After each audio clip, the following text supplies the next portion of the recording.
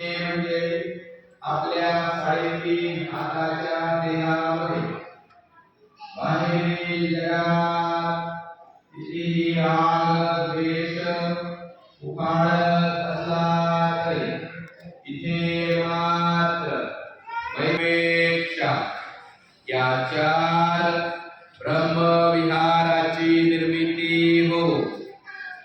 बाहेरील जगात कितीही मोह ठेवत असला तरी इथे मात्र प्रज्ञेचा विकास हो.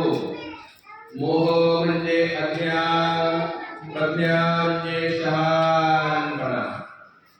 असे आपल्या मनाचे तरंग निर्माण करून असं शांत झालेलं मन अडवाणपणे आपल्या नाकाच्या दोनही छिद्राजवळ घेऊन